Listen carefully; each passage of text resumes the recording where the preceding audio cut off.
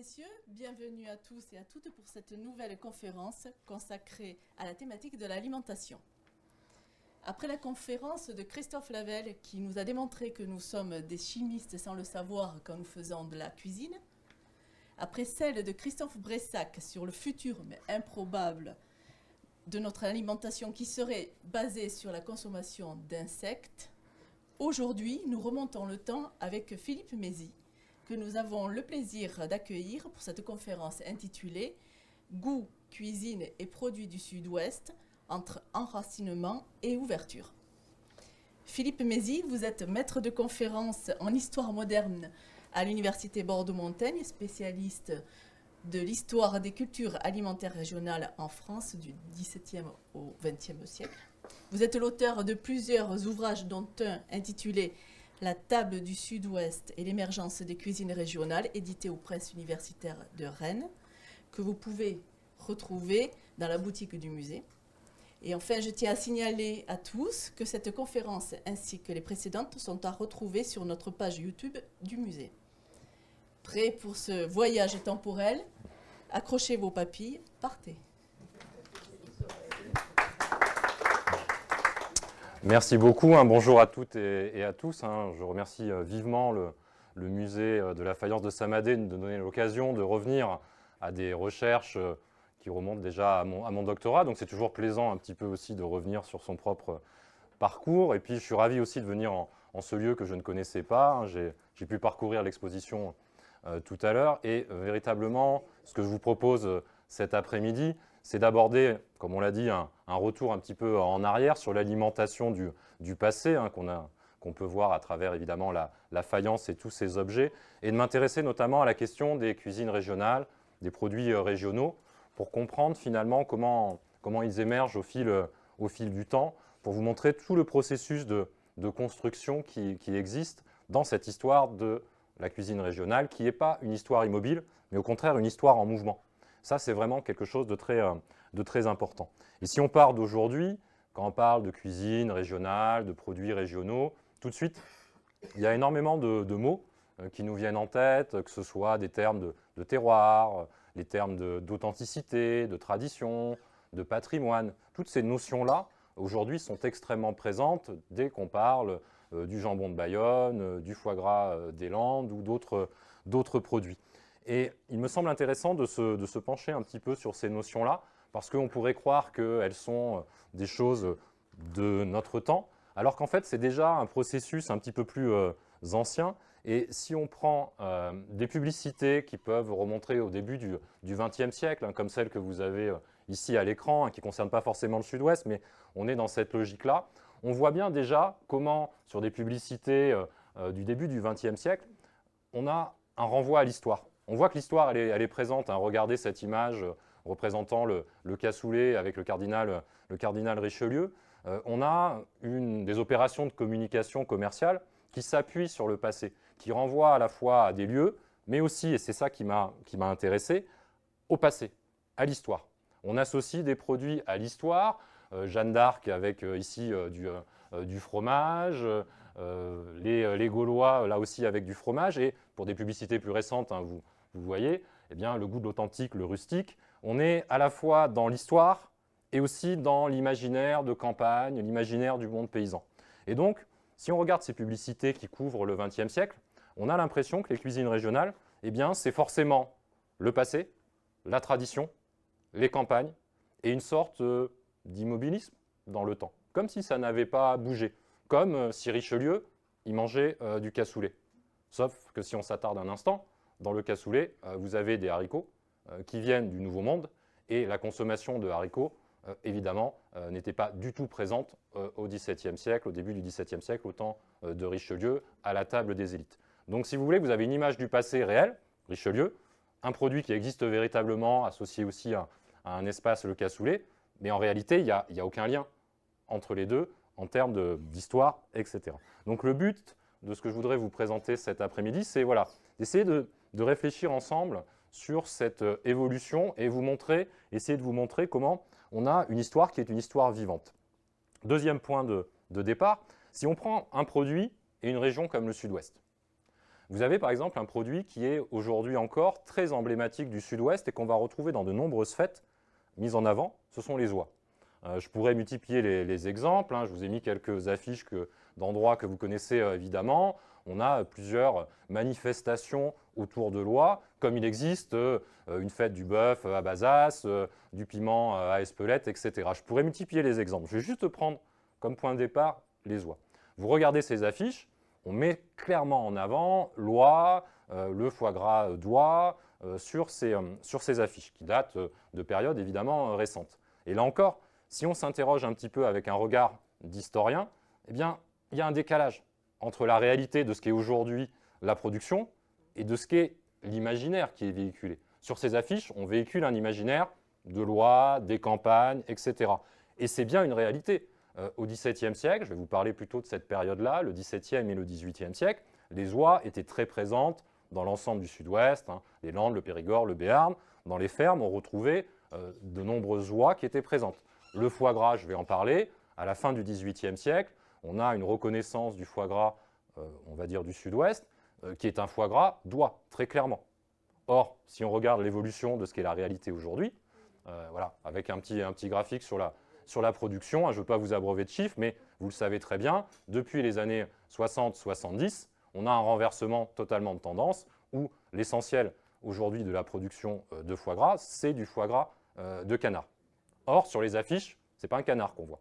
Parce que le canard, il va renvoyer à quoi? À un élevage industriel, à un autre type de mode de production, alors que l'oie qui gambade dans les champs, le bonheur est dans le pré, etc., c'est évidemment beaucoup plus porteur. Et donc, on retrouve ce décalage-là. La démarche de l'historien, c'est de se dégager justement de ces légendes. Ces légendes, elles ne naissent pas de rien. Je viens de vous le dire, l'oie, elle a une réalité historique dans la région, etc. Sauf qu'aujourd'hui, c'est devenu quelque chose de très secondaire. Et donc l'intérêt de l'historien, c'est de déconstruire ces légendes et de comprendre pourquoi on en est arrivé là. Pourquoi ces produits-là sont mis en avant? Pourquoi la cuisine, c'est tel ou tel aspect de la cuisine landaise qui est mis en avant ou de la cuisine du Périgord. En d'autres termes, ce qui est intéressant, c'est de penser l'histoire de l'alimentation des cuisines du passé, l'alimentation du passé, non pas comme quelque chose qui serait continu, immobile, de tout temps, ancestral, etc., qui n'aurait pas bougé, mais au contraire de l'aborder comme quelque chose qui est vivant, qui bouge, et à partir du moment où ça bouge et ça évolue, parfois lentement, mais au fil des siècles, c'est un objet d'histoire. C'est un objet de réflexion pour l'historien pour comprendre pourquoi ça change. Évolution des transports, évolution des modes de production, évolution de nos modes de consommation aussi, évidemment. Et pour l'oie, on le sait très bien, l'oie, par exemple, pourquoi ça a changé? Ce n'est pas une question de goût, c'est juste une question d'adaptation au modèle de production. Et l'oie se prête très mal à un élevage industriel, c'est beaucoup plus long à produire, etc., etc. Donc, c'est de relier les transformations à des changements plus importants. Puis la deuxième idée que je voudrais évoquer avec vous cet après-midi, c'est l'idée aussi qu'on a souvent, quand on parle des cuisines régionales et d'histoire, l'idée que finalement les cuisines régionales seraient le fruit d'une forme d'autarcie, de campagne qui était en auto-approvisionnement, de fermeture, etc., du lieu qui serait l'élément dominant. Oui, vous le verrez, on a cette dimension-là. Mais en réalité, l'histoire des cuisines régionales et des produits régionaux, elle est avant tout faite d'échanges, d'ouverture. D'ouverture vers le reste du monde ou vers d'autres régions ou vers Paris, etc. Et d'échanges permanents. Alors d'échanges en termes de produits, je vous donnerai des exemples, de savoir-faire, mais surtout, et c'est essentiel dans les cuisines, l'importance du regard des autres. Une cuisine régionale, elle ne naît pas dans un monde fermé. Elle naît à partir du moment où elle est en contact avec l'extérieur, où il y a des gens qui la consomment, qui l'apprécient, qui ont un retour. Et dans ce va-et-vient-là, eh bien, on peut aborder l'histoire des cuisines régionales non pas comme quelque chose d'immobile, mais comme quelque chose qui bouge, non pas comme quelque chose de fermé, mais au contraire comme quelque chose qui est le fruit de l'ouverture. C'est un petit peu autour de ces idées-là que je voudrais vous proposer, on va dire, un petit voyage dans le temps. On remonte un petit peu dans le temps, repartir d'aujourd'hui pour essayer de comprendre une période qui a été une période charnière qui est, on va dire, la fin du XVIIe siècle jusqu'au début du XIXe siècle, où se sont façonnés ces cuisines et ces produits régionaux. Et je voudrais, dans un premier temps, vraiment pour mettre en évidence cela, partir de cette carte. Cette carte, elle date des années 1930. Vous avez d'autres exemples, un autre exemple de carte de la fin du 19e siècle dans l'exposition, qui présente le territoire français à travers des spécialités culinaires et des produits. J'agrandis un petit peu pour qu'on soit sur le sud-ouest. Voilà une carte qui est extrêmement célèbre. Hein. C'est au moment où se rédigent des ouvrages comme La France gastronomique. On est au moment où se développe le tourisme automobile. Et finalement, le touriste, il va aller à la rencontre de la région, des provinces, on dit à l'époque, à travers des produits qui sont mentionnés, soit très localement, soit, par exemple, pour le foie gras, vous voyez, le confit, les garbures s'étend à des régions très vastes. Et au passage, vous remarquez que le découpage géographique, alors qu'on est en 1930, ce ne sont pas les départements. Vous voyez, on retrouve un découpage faisant référence à la Gascogne, à la Chalosse, alors soit des provinces historiques, soit des espaces géographiques. Donc, si on regarde ces cartes gastronomiques, un autre exemple voilà, des années 50-60, ces cartes gastronomiques sont une perception de l'extérieur de ce qu'est la cuisine régionale. Ou d'autres choses, hein. Vous avez le surf, vous avez d'autres éléments, mais vous voyez, c'est une forme de sélection, de regard extérieur. Donc, on a véritablement ici ce que j'appelle la construction d'un mythe. Et je voudrais commencer par ça. Comprendre comment se construit un mythe autour de produits qui vont être des produits emblématiques. Voilà, le foie gras, ici, la truffe en Périgord, le vin, évidemment, un petit peu partout dans la région, en particulier en Bordelais. Donc, on a cette construction-là qui se façonne et qui est très imprégnée, vous allez le voir, sur cette période qui est le 19e siècle, et après je remonterai dans le temps, par l'idée d'une sorte de discours de la nostalgie. C'est-à-dire, ça renvoie à un passé, un petit peu un passé mythifié. On a vraiment un intérêt pour les produits locaux durant cette période, et ça se traduit, par exemple, dans cette période-là, par des repas qui sont donnés. Et ici, je vous ai pris, alors on navigue dans la grande région de Nouvelle-Aquitaine. C'est un menu ici, on est en Corrèze. C'est un menu corrézien, on est à Tulle, on est en 1913, lors d'un banquet officiel. Et ce qui est intéressant, c'est que dans ce menu, vous voyez comment on met en avant le lieu. Tous les produits, ou quasiment tous les plats, sont associés à des lieux.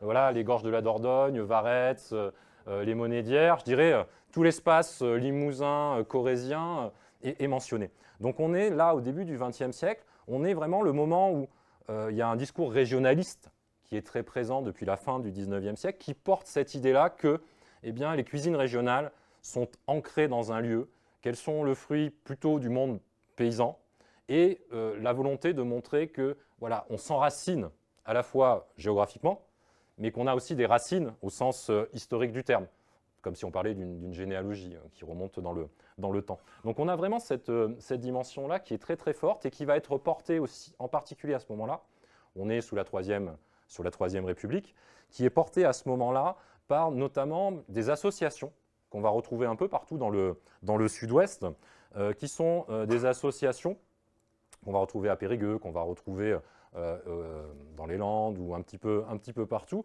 qui sont ces sociétés savantes caractéristiques du XIXe siècle et qui vont s'intéresser à l'histoire. Je prendrai juste un exemple.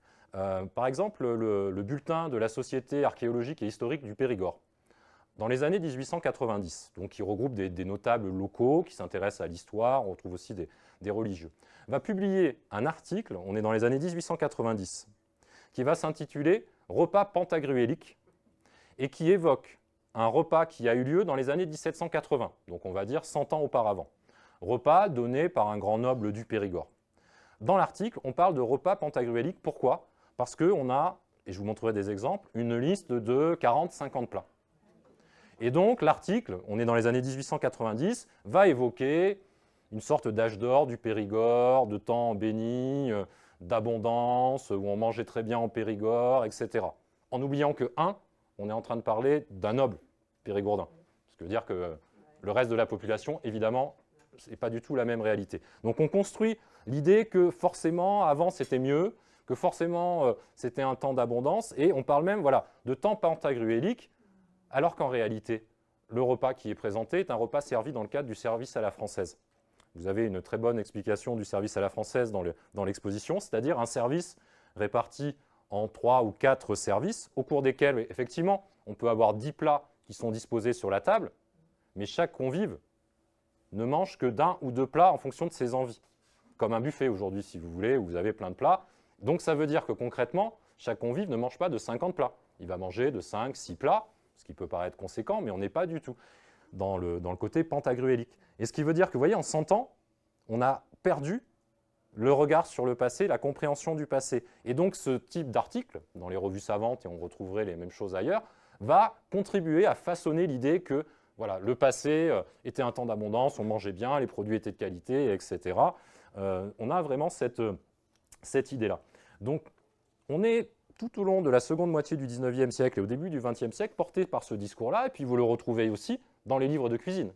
Dans les livres de cuisine, vous en avez évidemment un qui est très célèbre pour la région, donc le cuisinier Langlais. On est au début des années 1890, lui aussi il est évoqué dans l'exposition, et on a un discours régionaliste très fort.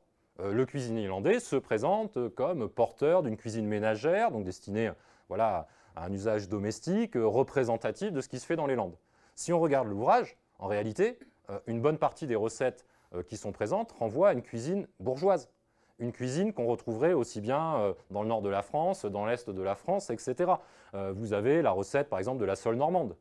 Vous avez des choses comme ça. Mais à côté, vous avez aussi recettes d'ortolan, recettes de garbure. Donc on a un discours qui est très régional, mais en fait, on a un mélange. On a de l'ouverture sur l'extérieur qui permet de nuancer les choses. Et vous avez je prendrai un deuxième exemple, qui est un exemple bordelais, peut-être que vous connaissez, qui est l'ouvrage, donc on est dans la même période, 1898, d'Alcide Bontou, qui est le traité de la cuisine bourgeoise bordelaise. Et on est dans la même chose, comme dans le cuisinier landais. Ça mélange qu'on retrouverait chez Escoffier, et puis des choses très très locales de recettes, comme la garbure à la Gascogne, comme la lamproie à la bordelaise, ou là encore les ortolans. Et ce qui est intéressant, c'est ce qu'il dit de la recette de l'entrecôte à la bordelaise. Et pour moi, c'est un élément de réflexion essentiel pour saisir cette histoire des cuisines régionales.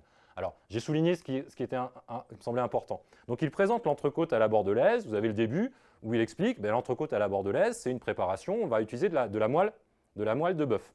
Donc ça, pour lui, c'est l'entrecôte à la bordelaise. Et ce que j'ai souligné ici, c'est l'inscription effectivement dans la durée, dans un univers qui est celui du monde du vin, les maîtres de chais, etc. Et ce qui est à la fin, à Paris, on fait de l'entrecôte aussi à la bordelaise, sauf que là, c'est une sauce au vin. C'est une sauce au vin. Donc en fait, il y a une entrecôte à la bordelaise à Bordeaux et on va dire dans le sud-ouest, et il y a une entrecôte à la bordelaise à Paris.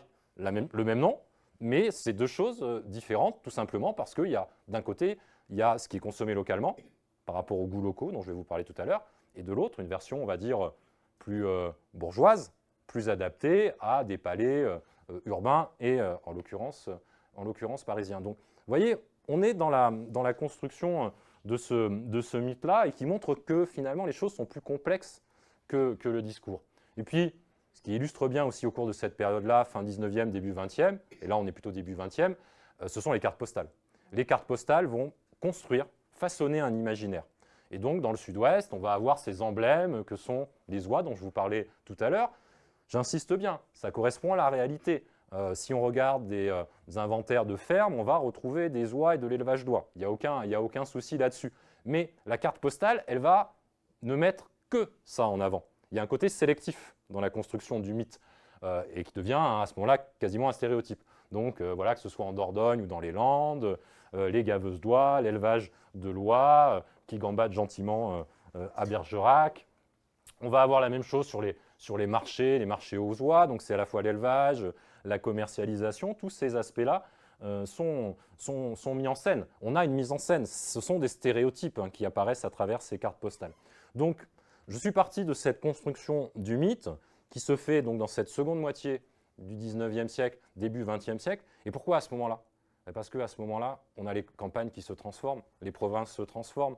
À partir du moment où on a le chemin de fer, à partir du milieu du 19e siècle, tout change, lentement, mais tout change. On a un début d'exode rural, début 20e siècle. Après la Première Guerre mondiale, ça s'accentue. Le développement des transports, on a vraiment des transformations très importantes. Et comme on est dans un contexte de transformation, on a ce renvoi au passé, pour une sorte de continuité. Puis la seconde raison, c'est la dimension politique. On est dans une Troisième République qui est quand même parcouru d'un certain nombre de tensions et qui se construit sur l'idée que la France, elle est une et diversifiée. Ce qui est voilà, une conception très française, c'est l'unité de la République, mais une unité dans la diversité. Et on a des réactions, notamment par rapport au développement de l'école obligatoire, on impose le français, etc. Ça suscite des réactions, et donc les sociétés savantes, les mouvements provinciaux, le Félibrige, etc., vont avoir cette réaction pour porter une histoire et construire, j'insiste sur le mot, construire des traditions. On construit des traditions, on invente des traditions à ce moment-là.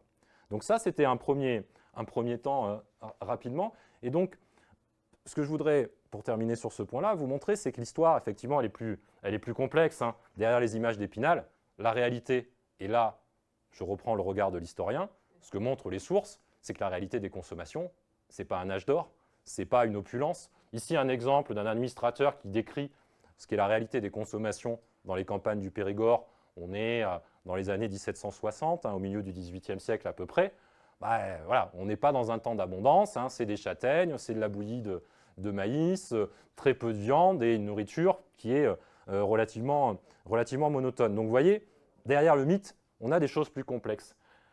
Autre exemple, je pourrais les multiplier, là aussi un administrateur qui met en avant l'importance des châtaignes et cette sorte de routine dans les campagnes qui fait qu'on a une alimentation très, très monotone. Puis il y a quelque chose aussi qui est intéressant, et là je reviens, on fait des va-et-vient avec notre temps. Le mot terroir aujourd'hui, il est mis en avant, il est valorisé, tout ce qui est terroir est mis en termes de communication est très utilisé. Si on revient au texte, aux mots, au XVIIe et au XVIIIe siècle, le mot de terroir, il n'a pas du tout le sens d'aujourd'hui. Ça renvoie très clairement effectivement à une production agricole qui donne des caractéristiques. Et le mot qualité que vous avez dans la première définition du dictionnaire de Furetière, qualité, il faut l'entendre dans le sens de caractéristique. Ça donne une caractéristique effectivement particulière. Et je vous ai mis une deuxième définition qui vous permet de mieux saisir les choses. Lorsqu'on dit qu'un vin a un goût de terroir, ça veut dire qu'il sent la terre. Et donc ça a un sens très, très négatif. Et quelque chose qui a un goût de terroir, c'est vraiment très, très, très mal perçu. Donc vous voyez, les mots ne sont pas tout à fait les mêmes. Puis dernier exemple, pour vous montrer cette complexité, il faut penser que des produits, chaque produit a son histoire, a une trajectoire. Les truffes, aujourd'hui, sont mis en avant comme un emblème du Périgord, de la cuisine du Sud-Ouest, etc. Et ce, depuis assez longtemps. Si on est au XVIe siècle ou au XVe siècle, les truffes, elles servent de nourriture aux paysans, elles servent à nourrir les volailles, elles sont totalement dévalorisées. Pourquoi ? Parce qu'il y a un discours de l'Église contre ces produits, parce qu'on ne sait pas trop comment ça pousse, c'est dans les forêts, au pied des arbres, ça a un côté un peu maléfique, c'est noir. Donc tout ce qui est noir, terme d'imaginaire, vous imaginez bien, le discours de l'Église est contre. Du côté des naturalistes, on ne comprend pas du tout comment ça apparaît, ça semble très, très, très, très compliqué, etc. Donc c'est rejeté, c'est rejeté. Et il faut attendre les modes italiennes, une meilleure connaissance un petit peu du naturalisme, etc. au XVIIIe siècle pour qu'on ait une valorisation au cours du XVIIe siècle des truffes et qu'elles deviennent extrêmement valorisées. Donc ça vous montre que le regard de l'historien se plaçant dans la durée permet parfois de nuancer la qualité, qui est un objet historique, en fonction des époques. Et donc ces mythes, la truffe, non, ça n'a pas été toujours un emblème de la gastronomie du Périgord. Au contraire, c'était une nourriture de paysans. C'était une nourriture de paysans. Donc, ce que je voudrais mettre en évidence avec vous cet après-midi, c'est qu'au contraire, par rapport à tout ce que je vous ai dit du mythe, là, je vais adopter la démarche de l'historien.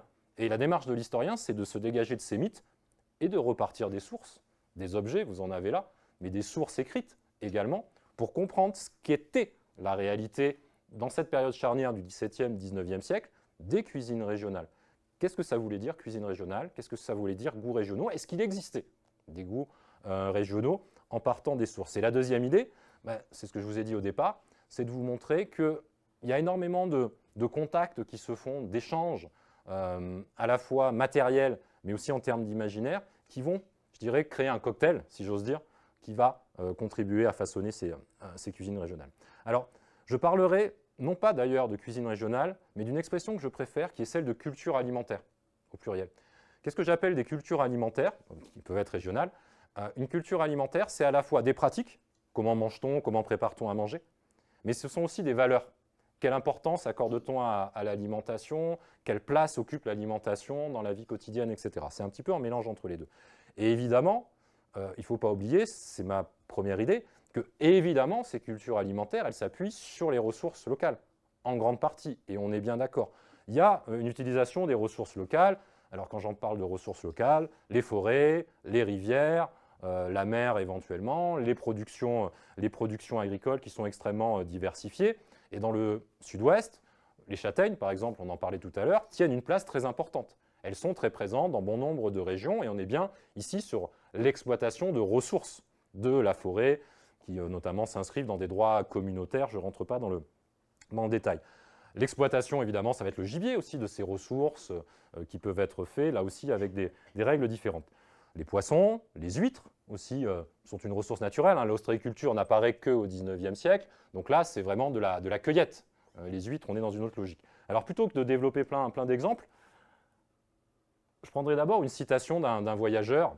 On est au début du XIXe siècle, qui évoque Bordeaux. Mais alors, ce n'est pas parce que je viens de Bordeaux que je parle de Bordeaux, mais c'est pour vous montrer qu'on a aussi énormément de produits qui convergent vers Bordeaux et on saisit bien à partir de cette capitale, finalement, les ressources locales. Vous voyez, il y a une énumération des aloses, des lamproies, des ortolans, des perdrix, des chapons de barbezieux. Donc, on voit qu'on puise des ressources vers le nord, vers le sud, vers l'est, dans différentes directions. On a vraiment la mise en avant de ces ressources. Et puis, il y a d'autres documents que je vais vous en montrer plusieurs cet après-midi, sur lesquels j'ai beaucoup travaillé, qui sont, alors, je vais employer des guillemets, qui sont des menus. Et je vous parle du XVIIIe siècle.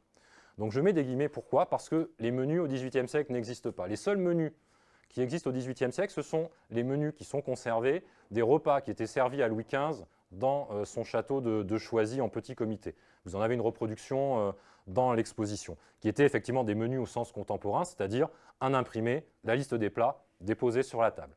Mais ça ne concernait que Louis XV, l'aristocratie.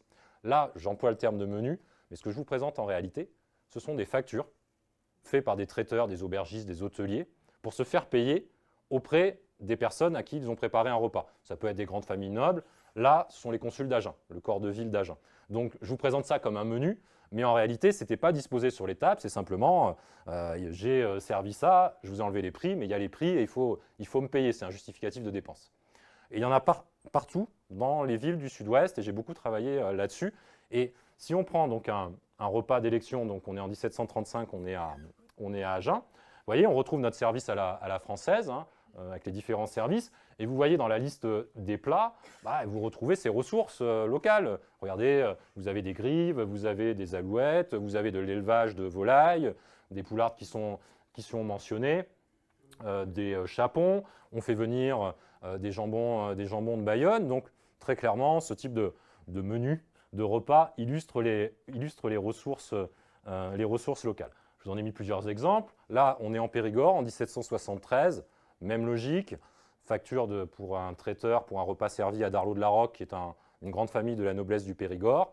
Là aussi, je regarderai avec vous plus en détail, mais on retrouve des ressources locales, à nouveau des pigeons, on retrouve des perdrix. Donc vous voyez, le gibier est très présent, et en particulier le gibier à plumes, extrêmement valorisé, à la fois pour des raisons gustatives, mais surtout pour des raisons religieuses.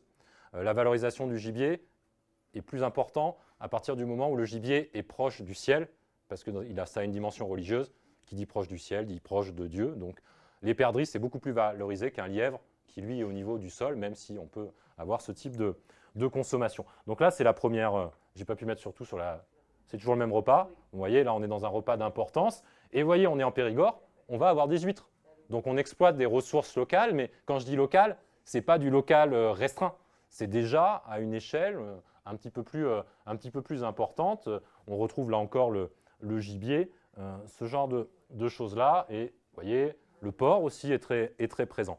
Donc je pourrais multiplier ces exemples pour, je dirais, mettre en évidence l'idée qu'on a des ressources qui, dans leur diversité, sont exploitées parce que la forêt, elle tient une place importante, donc on a des possibilités. Les rivières, eh bien, on retrouve par exemple très souvent à Libourne ou à Bordeaux, on va consommer de l'esturgeon, on va consommer du saumon parce que ces ressources sont présentes, dans l'Adour également. À Bayonne, on retrouverait.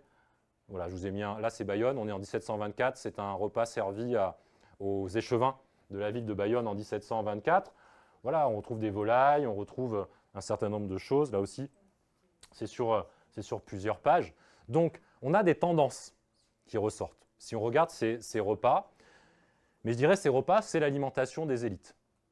Si on veut parler de goûts régionaux, ma démarche, dans le livre donc, qui a été évoqué, qui était l'objet de mon doctorat, c'est d'essayer de voir est-ce qu'il y a des choses qui transcendent les clivages sociaux, c'est-à-dire des produits ou des modes de consommation qu'on pourrait retrouver dans d'autres catégories sociales que simplement l'élite nobiliaire ou ces élites urbaines.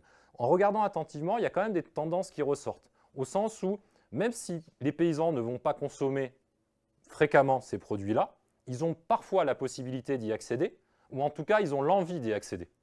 Donc, on est dans des tendances assez partagées. Et on remarque un certain nombre de choses. Par exemple, les volailles sont très présentes.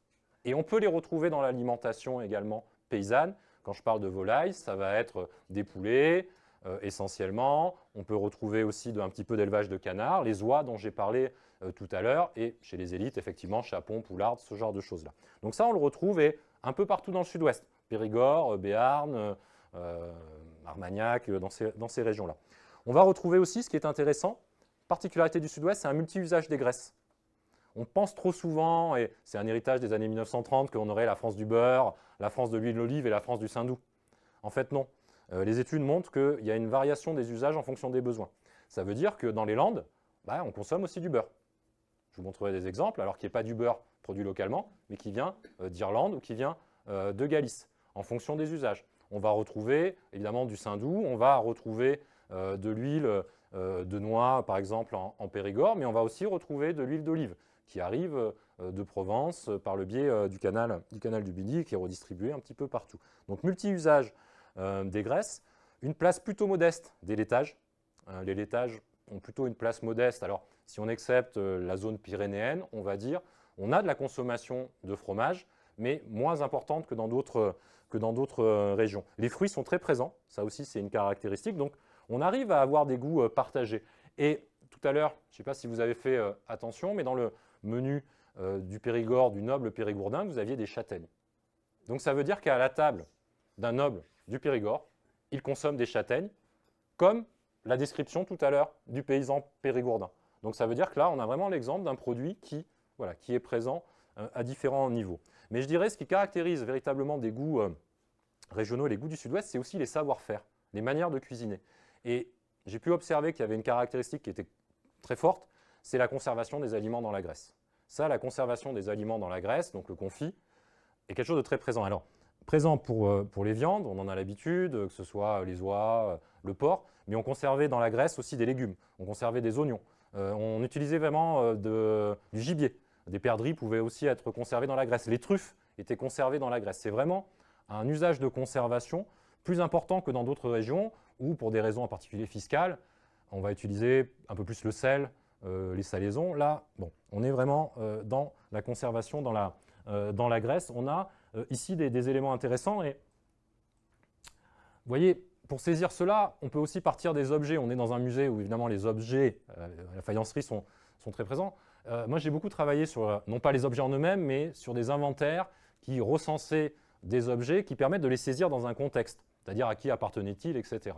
On appelle ces documents des inventaires après décès. Ils étaient dressés par le notaire au moment du décès de quelqu'un. Vous voyez, là, le cadavre est encore présent d'ailleurs, ce qui est un peu une exception. Normalement, le cadavre n'est pas là, mais là, on avait encore, voilà, on est en Périgord, et Marie Bordier, elle est morte il n'y a pas longtemps, ils n'ont pas encore enlevé le corps, mais normalement, le corps n'est plus présent. Et ça sert, en fait, lorsqu'il y a éventuellement des litiges entre les héritiers. Donc on dresse, le notaire va pièce par pièce dresser la liste des objets présents, va les détailler, les décrire et leur donner une valeur pour qu'ensuite, entre les héritiers, ils puissent s'arranger. Donc là, vous avez toute une liste d'objets. Là, je vous ai mis que les objets en lien avec l'alimentation. Et ces documents-là, ces sources-là, permettent de comprendre un certain nombre de choses. Et par exemple, si vous regardez, vous voyez que, on est dans journalier. C'est quelqu'un qui est au bas de la hiérarchie du monde paysan, quelqu'un qui travaille de ses mains, qui va être employé à la tâche. Et pourtant, vous voyez que si vous regardez les objets, on n'est pas dans la cuisson bouillie exclusivement. On a des ustensiles pour faire de la cuisson bouillie, évidemment.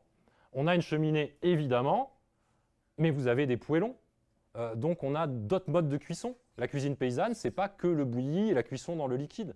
On voit qu'en Périgord, on a d'autres modes de cuisson. Et ces cuissons-là, dans des poêlons, on va les retrouver dans l'ensemble de la société. Donc c'est intéressant de partir de ces inventaires pour voir par exemple que là, ce sont des chiffres donc, sur des inventaires après décès de l'ensemble de la société à l'échelle du Sud-Ouest entre 1700 et 1850.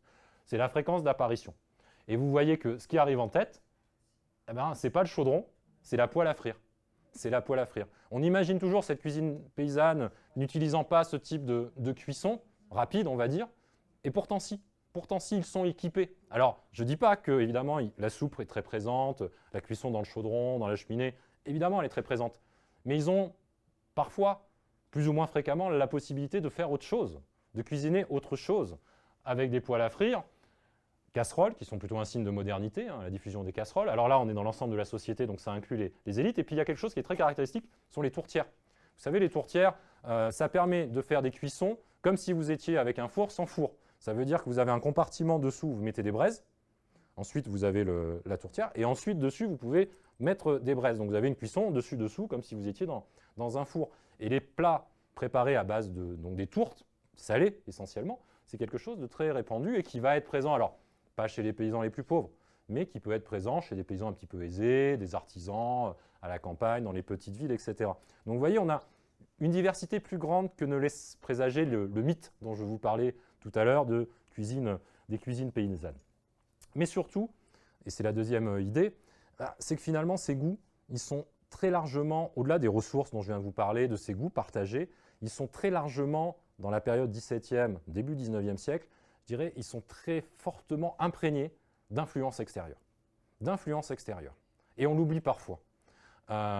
Les produits venus d'ailleurs, ce sont eux qui font les cuisines régionales. Et si je prends un autre exemple que le Sud-Ouest, imaginez la cuisine du Dauphiné sans le gratin dauphinois. Le gratin dauphinois, c'est des pommes de terre. Imaginez la cuisine provençale sans tomate. La tomate, elle vient du Nouveau Monde. Le Sud-Ouest, c'est la même chose. Alors, pommes de terre, on y pense. Tomate, on y pense. Mais si on prend le Sud-Ouest, il y a des produits que vous avez vus dans les repas tout à l'heure qui sont des produits du Nouveau Monde. Et on oublie qu'ils viennent du Nouveau Monde. Il y a un plat qui est emblématique de la partie plutôt nord du Sud-Ouest, eh bien, c'est la dinde truffée. Et la dinde, c'est un volatile qui vient du Nouveau Monde, qui arrive dès le XVIe siècle, qu'on va retrouver à la cour des Valois et qui va connaître une diffusion extrêmement rapide. Et là, vous avez un exemple d'un produit qui va en 150 ans passer de produits exotiques, comme nous aujourd'hui on peut percevoir des produits exotiques, à produits locaux. Pourquoi? Parce que la dinde, au départ, elle arrive, donc suite à Christophe Colomb, découverte de l'Amérique, etc., elle connaît un grand succès rapidement parce qu'elle est exotique et elle est à la mode. Mais surtout parce qu'il existe ce que j'appelle une niche alimentaire. Ça veut dire qu'elle est rapidement adoptée parce qu'il existe déjà en Europe un autre volatile dont on a parlé tout à l'heure qui est assez semblable en termes d'élevage et assez semblable en termes de cuisine. C'est l'oie. Et donc ce qui va se passer, c'est que la dinde va être adoptée à la cour par les élites parce qu'elle est à la mode. Elle va chasser un petit peu l'oie de la table des élites et va s'installer comme ça petit à petit.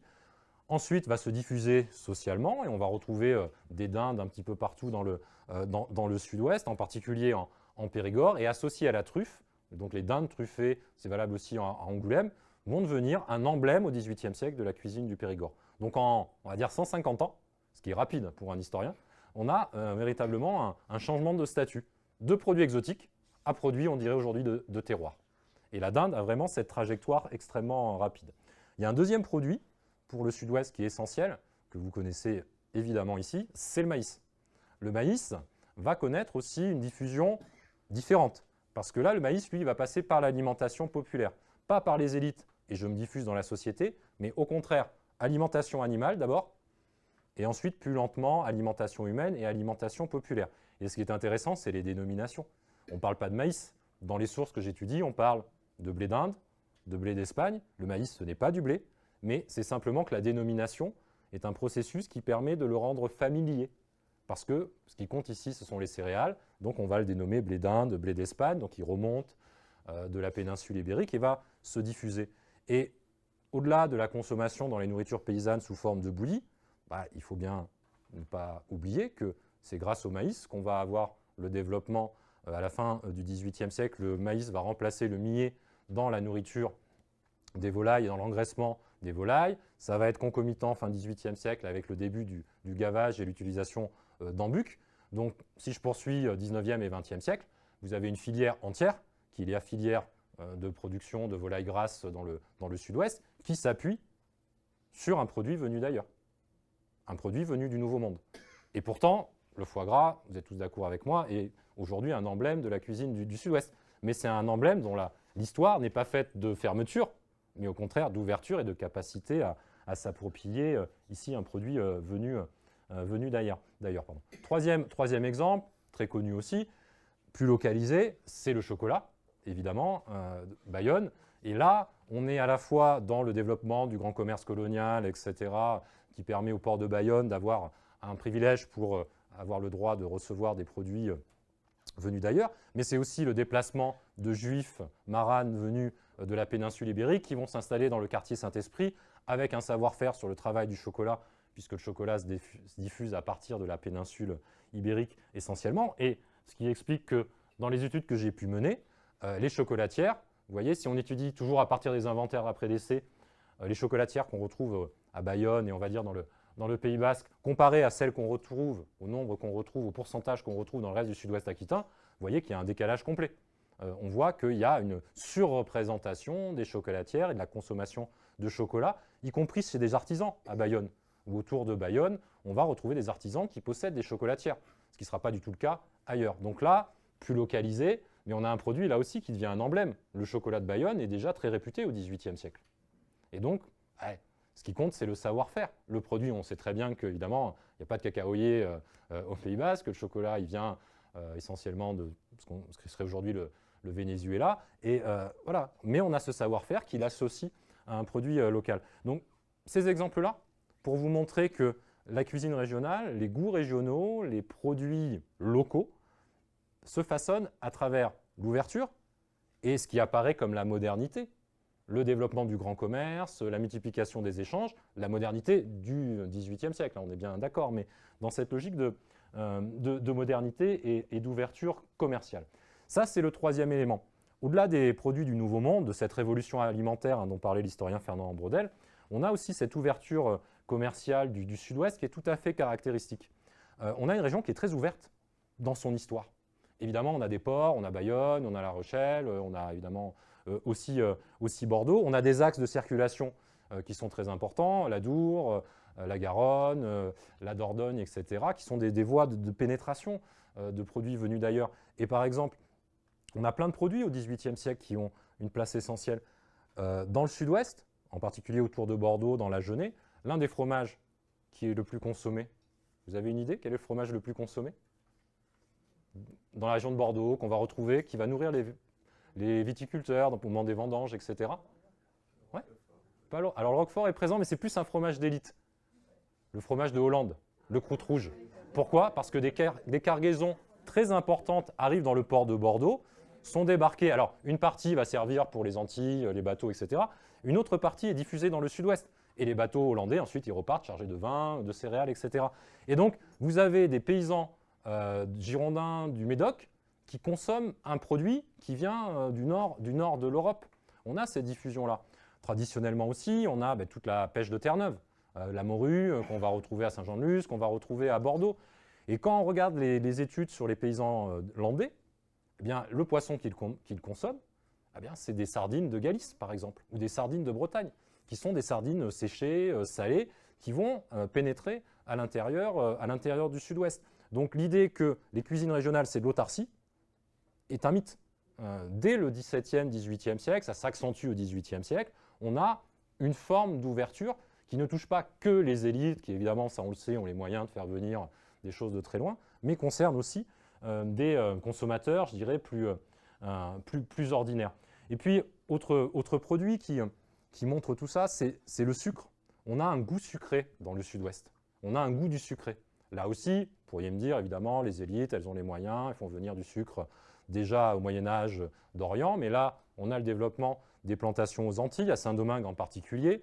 Bordeaux est le premier port de pénétration de ce sucre venu de Saint-Domingue, avec des qualités variables. On a du sucre extrêmement raffiné, puis on a de la cassonade.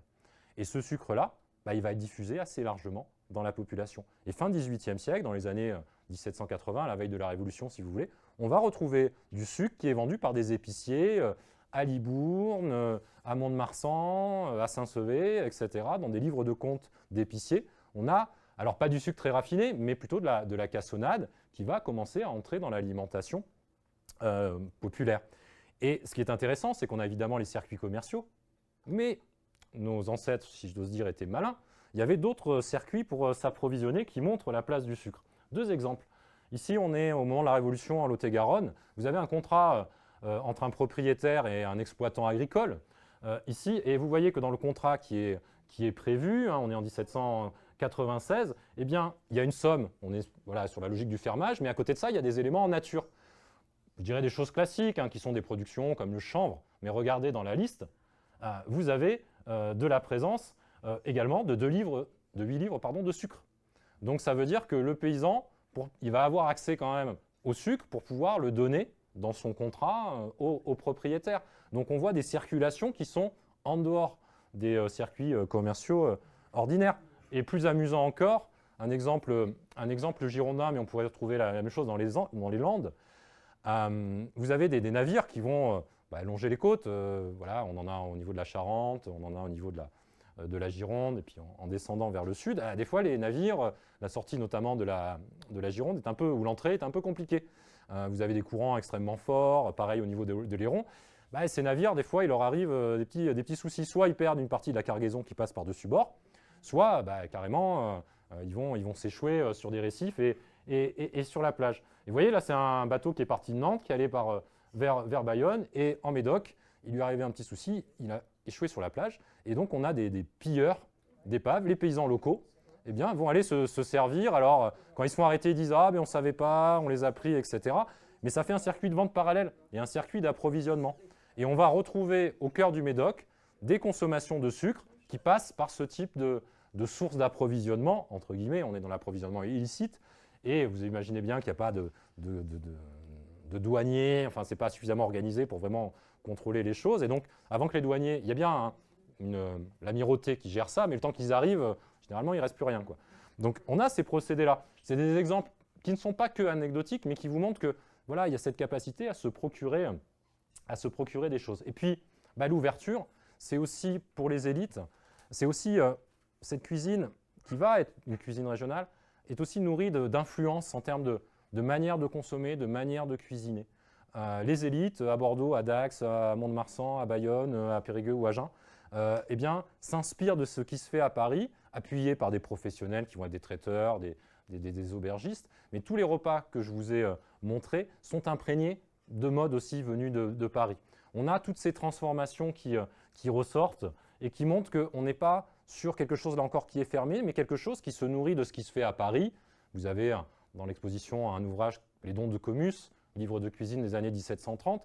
Les recettes que vous avez dans les Dons de Comus, vous les retrouvez dans les menus des corps de ville du sud-ouest. Et vous le retrouvez aussi à travers les objets. Là aussi, toujours, j'ai travaillé sur à peu près 800 inventaires après décès pour la période 1850. Et vous voyez ici des objets qui sont des signes de modernité. Vous avez évidemment tout ce qui renvoie aux boissons exotiques, cafetières, chocolatières, théières, mais sucrières. Mais vous avez aussi des choses qui sont assez intéressantes. La spécialisation de la vaisselle. Les soupières, elles se multiplient au cours de la période. Alors j'aurais pu vous mettre des tableaux par période, mais vous pouvez me croire sur parole. Les soupières se multiplient au cours de la période. On a une spécialisation de la vaisselle, donc ça veut dire qu'on reprend des usages qu'on a à Paris. La diffusion des fourchettes, l'utilisation des verres à boire. Les gobelets sont peu à peu remplacés par les verres à boire. Donc on est dans un raffinement aussi des usages qui prend modèle sur ce qui se fait dans les hôtels particuliers, sur ce qui se fait à Versailles, avec une adaptation évidemment aux moyens des uns et des autres, mais il y a cette volonté de s'inspirer. Et cette nouvelle cuisine, ce qui est intéressant, et ça rejoint les questions des cuisines régionales, cette nouvelle cuisine, et on emploie le terme de nouvelle cuisine dans les années 1730, ça a déjà commencé sous le règne de Louis XIV, mais ça s'accentue, valorise le naturel, valorise les produits. On n'est plus dans la cuisine du Moyen-Âge, beaucoup d'épices exotiques, gingembre, cannelle, on est dans la valorisation des produits naturels. Or, si vous me suivez, eh bien, cette valorisation des produits naturels, elle va contribuer à mettre en avant les ressources locales. Elle va contribuer à mettre en avant ce qui est produit localement. Et les aliments doivent avoir le goût des aliments. Donc on va avoir un recul des épices, l'utilisation de ce que je vais appeler des aromates indigènes, du basilic, du persil, des choses comme ça. On va beaucoup moins mélanger le sucré et le salé. Donc on va être dans des logiques de séparation, et puis le sucré va plutôt aller à la fin du repas. Des cuissons beaucoup moins longues. On préserve plus le goût des aliments. On est vraiment dans cette logique-là, qui aujourd'hui quand même est très, très moderne, et qui est déjà présente dans la cuisine des élites, et qui va, je dirais, favoriser un petit peu tout cela. Donc je reviens à mon menu de tout à l'heure. C'est l'utilisation, vous voyez, pigeons au basilic. Des pigeons au basilic, c'est l'utilisation d'une ressource locale, les pigeons, qui sont des pigeons, la plupart du temps, des pigeons sauvages. Hein. Au basilic, c'est, je dirais, préparé au mode parisienne de ce qui se fait à Paris. Et on utilise ce type de préparation. La dinde farcie aux fines herbes, c'est la dinde venue d'Amérique, élevée dans le sud-ouest. Elle est très présente dans le sud-ouest, là on est au XVIIIe siècle. Préparée, là aussi, à une mode je dirais, classique et parisienne. On est dans ces logiques-là. Vous voyez, le dindon, les poulardes, les perdreaux, les poulets sont simplement passés à la broche. On n'est pas dans une préparation complexe avec des épices. On est dans une logique, on ne fait pas bouillir avant de rôtir, ce qui était le cas au Moyen-Âge. Là, on fait simplement rôtir à la broche, donc on préserve la préparation. Vous voyez apparaître des choses, voilà, des crèmes brûlées, des préparations sucrées, et puis vous voyez le foie gras qui apparaît. Alors attention, hein, là, ils emploient l'expression de foie gras, mais en réalité, c'est du foie blond. On bloque les volailles, on les engraisse, etc. Mais à ce moment-là, on n'utilise pas encore l'embuc. Donc on n'est pas techniquement dans du gavage. Donc voilà, vous voyez, c'est ce mélange-là que vous retrouvez.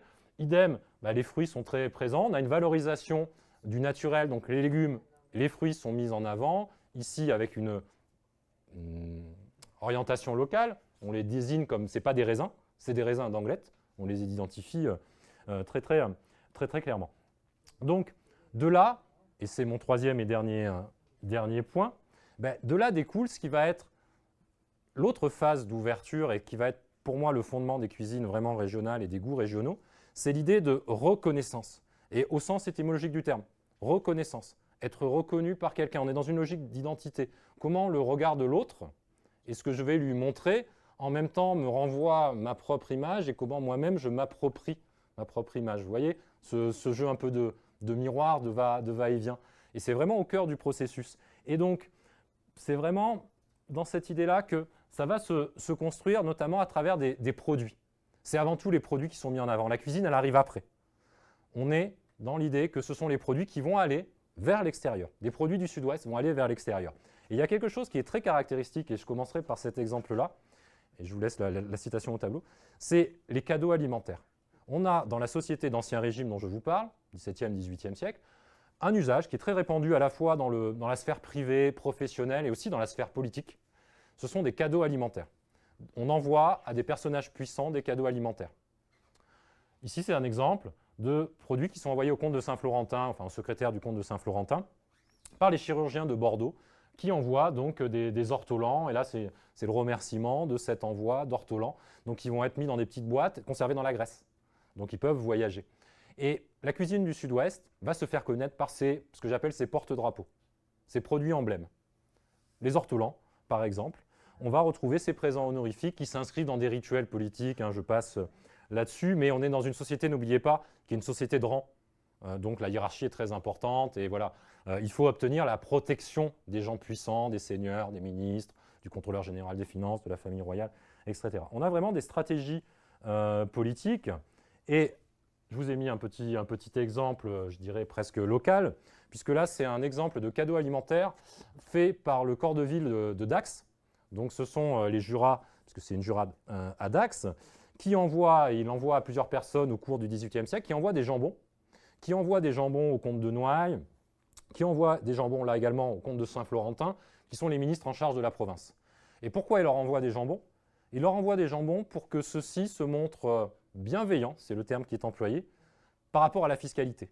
Puisque je vous rappelle, la fiscalité d'Ancien Régime, ce n'est pas en fonction de ses revenus on paye, c'est d'en haut, le pouvoir royal décide, et il faut que la communauté, localement, se débrouille à rassembler l'argent. Donc en gros, on vous envoie des jambons au moment des étrennes, souvent en janvier, ce qui est aussi la période la plus propice pour les expéditions. Et on aimerait bien que vous soyez gentils avec nous et qu'on n'ait pas trop de taille à payer, etc. Et ça veut dire que ça se répète tous les ans. Et attention, on emploie l'expression pot de vin, parce que ça peut être du vin, mais attention, c'est au sens étymologique du terme, c'est-à-dire que c'est des pots de vin qui sont offerts. Ce n'est pas quelque chose qui est illégal. Ça fait partie de la comptabilité, il y a un budget qui est dédié. À Périgueux, ça représente 10 à 15% du budget, ces cadeaux. Donc c'est vraiment quelque chose qui est très organisé, très très officiel. Et puis il peut y avoir aussi des cadeaux lorsqu'un grand personnage se rend dans la ville. On va lui offrir quelque chose. Mais en tout cas, voilà, il y a ces cadeaux. Et j'ai là travaillé sur ces cadeaux-là. Alors, excusez-moi, je n'ai pas fait le tri, je vous ai mis plusieurs villes de France, mais si vous regardez les villes du sud-ouest, vous voyez que, par exemple, à Dax, on envoie des jambons, on envoie des cuisses d'oie. Brive, on envoie des truffes. Bergerac, du vin de Montbazillac, des dindes truffées. Périgueux, des pâtés de Périgueux qui sont des pâtés de perdrix aux truffes. Va envoyer aussi des truffes, des dindes truffées, etc., etc. Et donc, ces emblèmes, ils ressortent parce qu'il faut penser que ces grands personnages à Paris ou à Bordeaux, par exemple, l'intendant, qui est un personnage essentiel dans la généralité, représentant du roi, reçoit plein de cadeaux à Bordeaux. Donc, que ce soit à Bordeaux ou à Paris, ces grands personnages qui vont recevoir 10 jambons, qu'est-ce qu'ils font? Ils les font servir à leur table à des personnages aussi de premier plan. Et que vont faire ces personnages à Paris? Ils vont vouloir faire pareil. Donc, on a aujourd'hui, vous savez, on parle des réseaux sociaux et des leaders d'opinion et ce genre de choses. C'est exactement la même chose. Ces grands personnages sont les caisses de résonance. C'est vraiment les caisses de résonance de l'époque. Et donc, la cuisine se fait connaître à travers ces emblèmes par le biais du politique. Et si vous regardez les produits qui sont mentionnés, ils ont aussi un point commun qu'il ne faut pas oublier. Ce sont des produits que j'appelle des produits voyageurs. Ils sont capables de voyager. C'est du vin, c'est des salaisons, c'est des produits conservés dans la graisse. Vous n'allez pas envoyer des fruits frais. Les prunes, ok, mais on est dans un produit ce sont des pruneaux. Donc c'est aussi adapté au transport de l'époque parce que ça va mettre 3 semaines, 1 mois avant d'arriver. D'ailleurs, des fois, il y a des problèmes. Donc on a cette valorisation, si j'ose dire, politique. Et à côté de cela, vous avez aussi, et c'est très important, on a la convergence de ces phénomènes au XVIIIe siècle. Vous avez une valorisation commerciale qui est faite par les acteurs du commerce qui vont valoriser un certain nombre de produits du sud-ouest. Et peu à peu, l'origine, j'ai beaucoup travaillé sur la notion de réputation, et l'origine géographique devient un signe de qualité. Comment, dans une gamme de produits, on identifie un produit? Les cuisses d'oie, il y en a dans plusieurs endroits, mais les cuisses d'oie de Gascogne sont considérées comme ce qui se fait de mieux dans la hiérarchie. Donc les marchands, entre guillemets, communiquent, ont des stratégies de marketing par rapport à ça, à ce que j'appelle ces réputations territorialisées. Donc on va retrouver, par exemple, le jambon de Bayonne va avoir une circulation à grande échelle, et c'est des centaines de jambons de Bayonne qui se retrouvent à Bordeaux, à Paris, en Allemagne, en Angleterre, des quantités très importantes. Et ce qui est intéressant, c'est que le jambon, dans les Landes, c'est du jambon. Arrivé à Bordeaux, il commence à s'appeler jambon de Bayonne, et il est sûrement jambon de Bayonne quand il est à Londres. Vous voyez, alors qu'on sait très bien que les zones de production, c'est la vallée de l'Adour, c'est beaucoup plus large. Donc on a ce processus-là d'identification géographique qui est très, très, très fort. Autre exemple, les pruneaux. Au XVIIIe siècle, ce sont des prunes de Bordeaux. On ne produit pas des prunes autour de Bordeaux, mais on les appelle prunes de Bordeaux. Pourquoi? Parce qu'elles sont expédiées du port de Bordeaux par des marchands bordelais, même si elles viennent de la région de Montauban et de la région d'Agen par la Garonne. Elles ne deviendront pruneaux de Bordeaux que bien plus tard au XIXe siècle, à partir du moment où le chemin de fer reliera Agen directement à Paris. Donc on voit bien que la dimension commerciale de ce qu'on appelle aujourd'hui les produits de terroir, elle est très importante. Ce sont des acteurs économiques qui arrivent on dirait aujourd'hui, à façonner des filières et à faire circuler ces produits. Donc on en retrouve beaucoup. Alors ça c'est encore les cadeaux, je vous avais fait une petite carte de synthèse. Et vous voyez, dans les journaux d'annonces, comme ceux qui existent au XVIIIe siècle, c'est un journal bordelais, journal de Guyenne, eh bien, ce maître pâtissier de Périgueux va mettre en vente des pâtés de perdrix aux truffes. On comprend bien, je ne lis pas l'annonce, mais qu'ils sont capables de voyager, qu'ils peuvent aller vers Paris, mais aussi éventuellement vers les Antilles, qu'ils ont une capacité à se conserver. Et ce sont des produits chers. Des pâtés à 10 livres, c'est plusieurs journées de travail d'un maçon bordelais qui va toucher, c'est à peu près 10 journées de travail. Donc on est sur des sommes quand même relativement importantes. Donc on a des réseaux commerciaux qui se mettent en place, on a de la vente par correspondance. Donc ces produits-là, ils ne renvoient pas du tout au passé.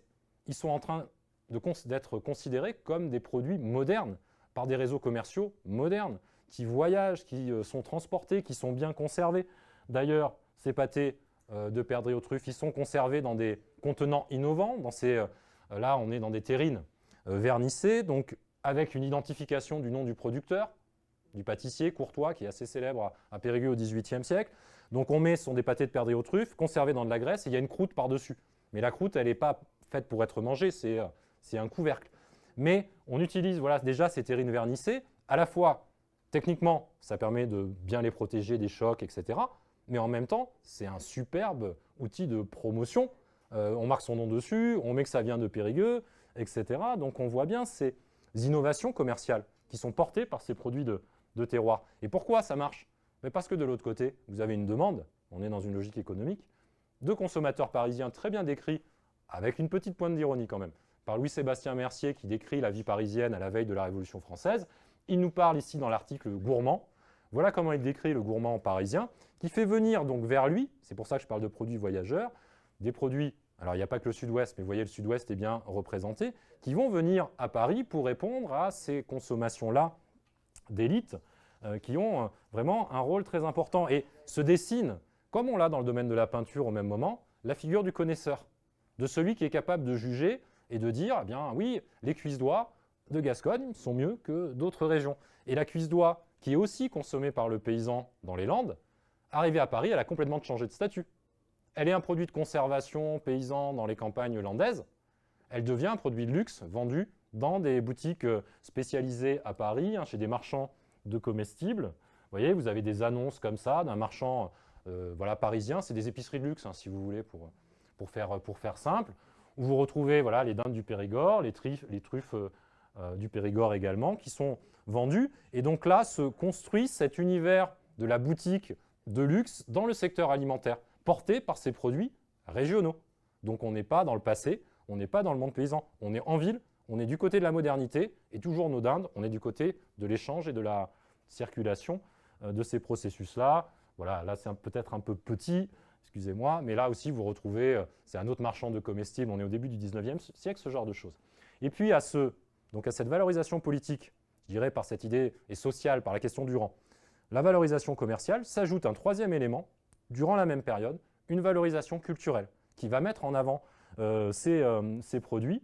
C'est évidemment aussi la littérature culinaire.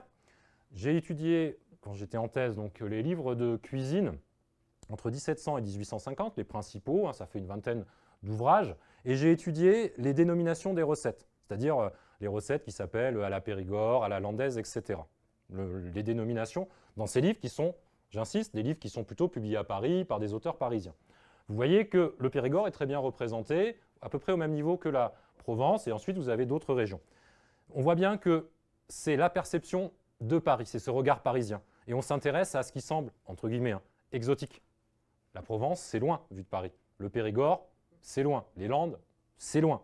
Il faut penser que c'est plusieurs semaines de voyage. Donc ça porte une image. Donc on a des dénominations qui sont bien représentées. Et si je prends l'exemple des recettes à la Périgord et qu'on regarde les ingrédients, on constate qu'en réalité, les recettes à la Périgord, elles n'ont rien à voir avec le Périgord la plupart du temps, parce que dans ces recettes, regardez, vous avez l'utilisation de vin de champagne, vous avez des choses qui ne sont la muscade, des choses qui ne sont pas forcément utilisées dans le Périgord. Mais par contre, vous voyez que ce qui prédomine, c'est la truffe. Donc ça veut dire, pourquoi on les a appelés à la Périgord? Parce qu'on identifie truffe, Périgord, donc je mets des truffes dans ma recette, ça devient à la Périgueux ou à la Périgord. Donc on a ici se façonne cet imaginaire gastronomique à ce moment-là, de manière tout à fait nette. Et puis, évidemment, vous avez aussi la littérature gastronomique qui apparaît. Début 19e siècle, ne l'oublions pas, apparaît la littérature gastronomique avec un personnage dont vous avez peut-être entendu parler, qui est Grimaud de la Reynière, qui est considéré, Grimaud de la Reynière, comme un des pères de la gastronomie, qui publie un ouvrage qui est un périodique qui s'appelle l'Almanach des Gourmands. On est sous l'Empire. Et dans l'Almanach des Gourmands, eh bien, il fait, voilà, c'est lui qui est représenté, il va dire ce qui est bon. Vous voyez, il est dans une logique de prescripteur. Et donc, il fait venir chez lui, il est à Paris, il fait venir voilà, un certain nombre de produits, puis il va dire, voilà, on peut trouver chez tel marchand parisien des truffes du Périgord qui sont excellentes, des cuisses d'oie de Gascogne de très bonne qualité, etc. Et donc, il incarne cette convergence entre le discours commercial et la valorisation culturelle. Et il est un passeur entre l'Ancien Régime et le 19e siècle. C'est un homme du 18e, mais qui vit au début du 19e et qui a un petit peu ces usages-là. Et là, se façonne avec le discours gastronomique une sorte de hiérarchie d'imaginaire des provinces qui apparaît très nettement et qui est concrétisée par la première carte gastronomique. On est au même moment. C'est Cadet de Cassicourt, on est en 1808. c'est la première carte gastronomique de la France. La première représentation du royaume, alors je dis royaume, non, c'est pas royaume, de l'Empire, puisque là on est sous l'Empire, à travers des produits. On associe un produit à un lieu. Donc là c'est l'ensemble de la France. J'ai agrandi sur le sud-ouest. Donc vous voyez Saint-Émilion, une bouteille de vin. Nérac, il y a aussi des pâtés de perdrix aux truffes, donc ce sont des terrines. Vous voyez le jambon. Le petit paquet en dessous des jambons, c'est le chocolat. Et à droite, ce que vous avez, c'est les cuisses d'oie, qui étaient transportées dans des petits barils conservés dans la graisse. Et donc vous voyez que même visuellement, c'est la perception avec des yeux parisiens, c'est très important, vue de Paris, de la manière dont on conçoit le territoire. Un territoire finalement au service de la France. Et donc finalement, l'imaginaire de la cuisine provinciale, des cuisines régionales, il se façonne, vous voyez, beaucoup à Paris, beaucoup dans les regards parisiens, plus que localement finalement, les gens ne mettent pas en avant ce genre de choses.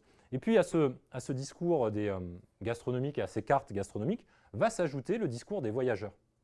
Les voyageurs, et là on est dans une autre logique, eux, ils se déplacent, ils vont à la rencontre d'eux. Et les voyageurs, c'est un genre très à la mode, le récit de voyage, fin 18e, début 19e siècle, en province, vont avoir un discours très stéréotypé. Et souvent, ils se copient les uns les autres. C'est-à-dire que c'est comme quand on visite un monument. On passe à Bayonne, il faut parler du chocolat. Et si comme l'autre a parlé du chocolat, il faut que moi aussi, dans mon récit de voyage, je parle du chocolat. Et donc, on va avoir ces phénomènes de répétition qui vont façonner l'imaginaire. Et il y a un voyageur que j'aime beaucoup, parce qu'en plus, il est étranger, donc c'est un regard encore différent, c'est Arthur Schopenhauer, le philosophe, qui voyage avec sa mère. Début 19e siècle, il est jeune, il a 18-20 ans. Il passe à Bordeaux, et dans d'autres localités du sud-ouest. Et à Bordeaux, il va se plaindre, il va évoquer dans son récit l'odeur d'ail. Ça sent énormément l'ail. Y compris quand il fréquente les élites. C'est le carnaval, il est reçu dans les salons, ça sent l'ail. Et on pourrait se dire, donc, l'ail est caractéristique de la cuisine du sud-ouest, et l'ail est très très présent. Pour avoir travaillé sur des livres de comptes, des achats, etc., l'ail est aussi présent que l'oignon. Sauf que Arthur, il vient d'Allemagne, et donc pour lui, l'ail, c'est pas du tout familier, c'est une odeur qu'il ne connaît pas. L'oignon, il est habitué, ça ne lui pose pas de soucis. Et donc, il remarque ce qui lui semble différent. Et donc, vous voyez comment se façonnent peu à peu les choses dans une démarche qui est une démarche finalement sélective, qui fait ressortir des choses. Et quand on arrive, j'avance un petit peu dans le temps pour terminer, au 19e siècle, eh bien, on a véritablement, je dirais, les choses se figent au 19e siècle, à partir des cartes gastronomiques, etc. Là, c'est l'atlas des départements de Levasseur. Donc, on est en 1854, on est au milieu du 19e siècle, et je dirais que ce type de document incarne ce panthéon gastronomique qui s'est figé, et ces cuisines régionales qui vont rejoindre le mythe dont je parlais au début. Vous comprenez, je fais la jonction avec ce que je disais au départ. Vous voyez, on représente les départements, donc carte géographique, etc., avec des personnages importants, des productions, évidemment ici la forêt est tout à fait essentielle, et on met en avant la production de vin, la production de cuisses d'oie. J'ai dû vous mettre un autre département, voilà les Basses-Pyrénées, donc les Pyrénées Atlantiques. Vous voyez là, on a Henri IV, on a tous les personnages célèbres, et j'ai agrandi sur celui-là. Vous voyez là, on est sur les Pyrénées Atlantiques. Vous voyez apparaître les Landes. Vous voyez, chocolat, jambon, cuisse d'oie. Et c'est figé, comme si ça ne bougeait plus. Donc on est vraiment... Et ça correspond à une réalité que je vous ai montrée. Mais par exemple, que ce soit sur les Landes ou là, est-ce qu'on met en avant le maïs? Ah non, on ne met pas en avant le maïs. Les paysans, ils mangent de la bouillie de maïs. Sauf que, évidemment, les élites, elles ne mangent pas ce genre de choses. Donc ce ne sont pas des produits voyageurs, alors que le maïs, il pourrait très bien voyager, il se conserve très bien, il n'y a pas de souci. Sauf que ça ne rentre pas dans leur alimentation. Donc ce qui ressort, finalement, c'est une cuisine à travers des produits plutôt consommés par les élites qui ont une base, on est bien d'accord, locale, mais qui est une approche sélective des choses. Et on a ces voyageurs que j'évoquais tout à l'heure qui vont avoir cette perception, là aussi un voyageur prince allemand, voilà comment il perçoit la France. Il perçoit la France à travers ce genre de choses. Et je reviens, et en termes de documents, je termine là-dessus, en termes de documents, je reviens aux paysans, je parlais du paysan périgourdin, cette fois-ci je parle du paysan landais. La réalité des consommations, elle est là. Elle est là. Mais ce n'est pas perçu comme une cuisine. C'est considéré, alors que ce qui serait sans doute le plus caractéristique des consommations locales, c'est quelque chose qui est considéré comme trop populaire, qui ne peut pas être présent à la table des élites pour cette période-là. Et donc, vous le voyez qu'on a ce décalage un petit peu entre les choses. Donc au final, si on réfléchit avec perspective historique que je voulais mettre en avant à la construction des cultures alimentaires régionales, il me semble qu'il y a deux temps. Il y a ce temps qui va jusqu'au milieu du 19e siècle, où cuisine régionale, goûts régionaux, finalement, ne sont pas perçus par les habitants comme des signes identitaires.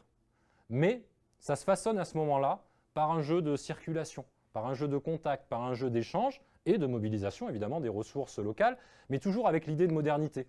Les fromages, dans d'autres régions, en sont un mode exemple. Le fromage, le roquefort, dans une région pas trop loin, eh bien, c'est véritablement la modernité au XVIIIe siècle. C'est ce qui se fait, ça se place du côté de la modernité. On ne parle surtout pas de tradition, on ne parle surtout pas de passé. Donc on est vraiment dans quelque chose qui est vivant. Et peu à peu, je dirais à partir du milieu du XIXe siècle, les choses commencent un petit peu à se figer. On rentre dans une logique de tradition, dans une logique un petit peu de patrimoine. Pourquoi ? Parce que, comme je vous l'ai dit, les campagnes, elles se transforment, évidemment. Ça va s'accentuer par la suite au XXe siècle. Et on va un petit peu avoir l'impression qu'il faut que les choses seraient immobiles et qu'on serait, dans un adjectif qui pour un historien n'a pas de sens, on serait dans une cuisine ancestrale. Ah non, rien n'est immobile. On est dans des dynamiques. Et pour terminer, ce qui me semble important bien aujourd'hui peut-être de mettre en avant, c'est que oui, on est dans un patrimoine. Oui, on a un enracinement local et on a un ancrage territorial, bien évidemment, mais que ce patrimoine, il est vivant, il est fait d'évolution, il est fait d'ouverture, il est fait de dynamique. Et donc je dirais que nous, aujourd'hui, on en est à la fois les passeurs, mais pas les passeurs passifs. On en est aussi des acteurs et qui le font vivre d'une manière ou d'une autre. Je vous remercie.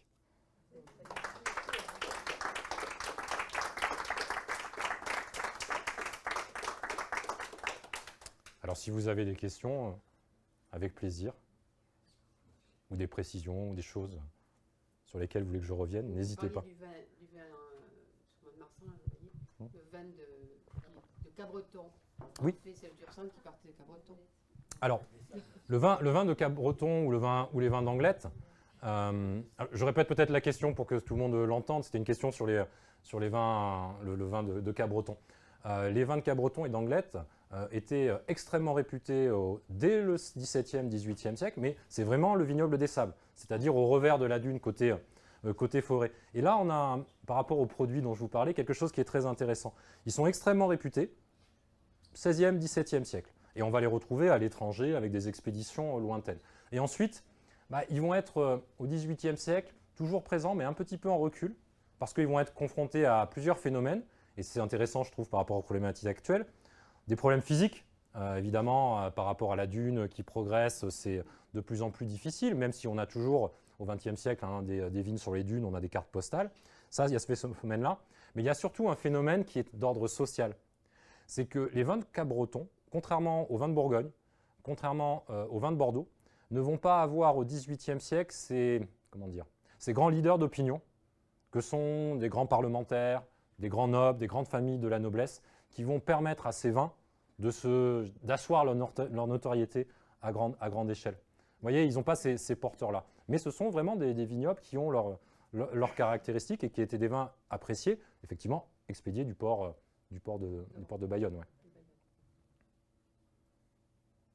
C'est ces produits qui ne disparaissent pas, mais qui sont en déclin en fonction des périodes. Et c'est ce que j'évoquais avec la truffe, c'est-à-dire que ce n'est pas des trajectoires linéaires. Et ça fait partie aujourd'hui des vignobles qui ont été relancés sur les dunes. Ils ont enterré le Tursan a fait des expériences, ils ont enterré des vins dans le sable. Dans le sable, oui. Ouais, ça me fait penser aussi il y a des expéditions aussi, puisqu'on disait que les vins de Bordeaux gagnés par le transport par mer, on coule aussi des caisses de vin, dans la mer aussi pour voir. Il paraît que ça améliorerait le vieillissement.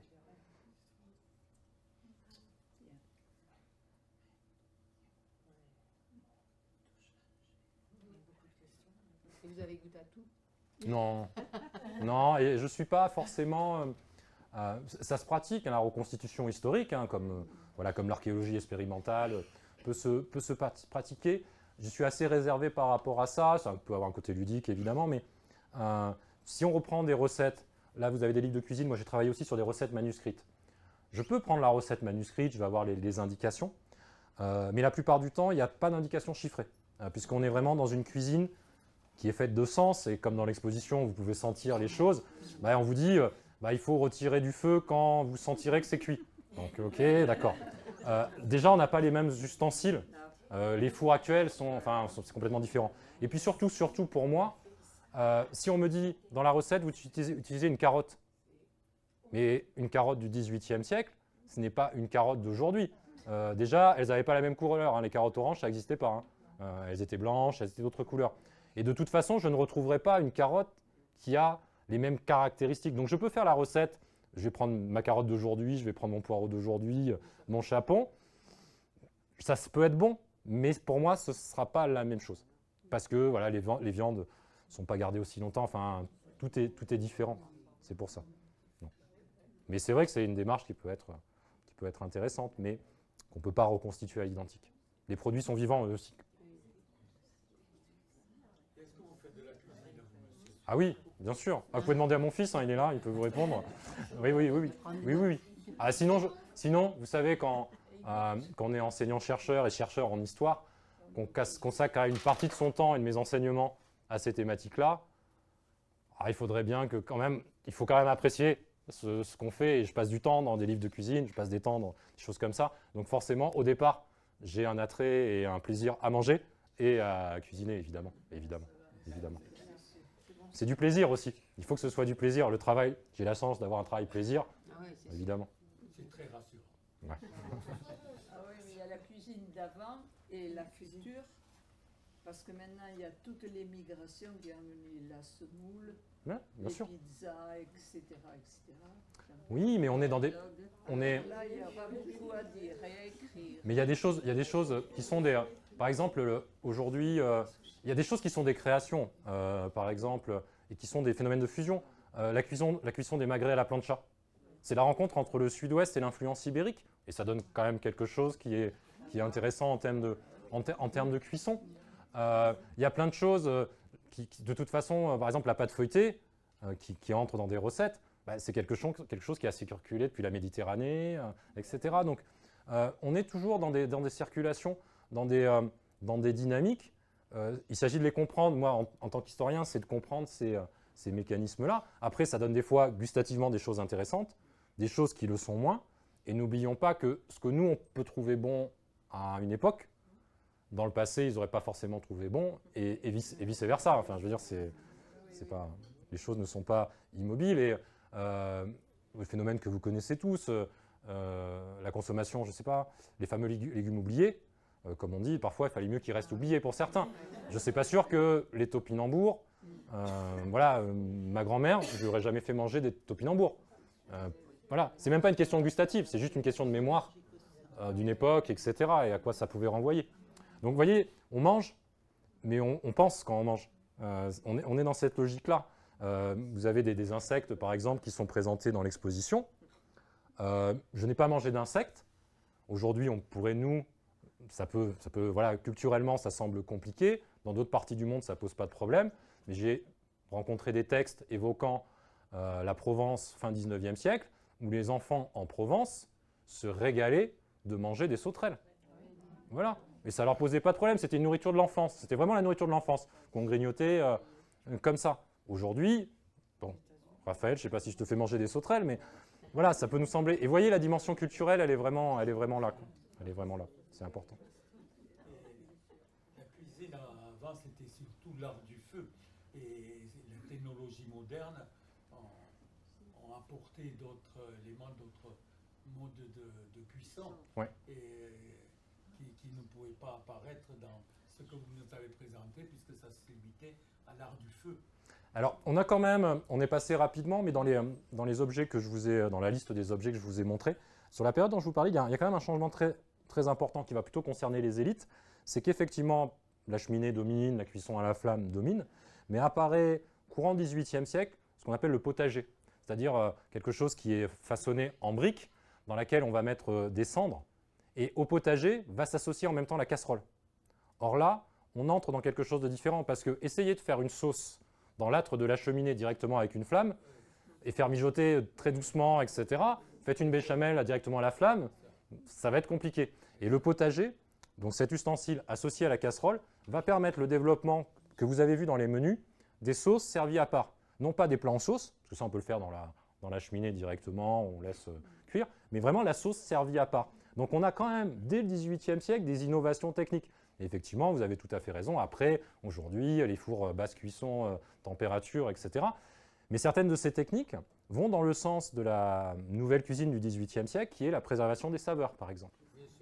Donc, chaque époque apporte sa pierre à l'édifice, un petit peu. Déjà, ils étaient précurseurs au niveau de la gestion du temps, parce qu'ils avaient plus de temps, ce qui permettait, même s'ils n'appelaient pas cuisson à basse température dans le temps, en fait, c'est un peu ce qu'ils faisaient. Ils faisaient cuire, notamment, alors l'idée, notamment dans la cuisine paysanne, c'est de ne pas perdre la graisse. Donc les cuissons dans des liquides, on laissait mijoter, ça permettait aussi d'aller faire autre chose, les travaux agricoles, en même temps, alors avec des grandes variations en fonction des saisons, évidemment, parce qu'il y a plus d'activité à tel ou tel moment.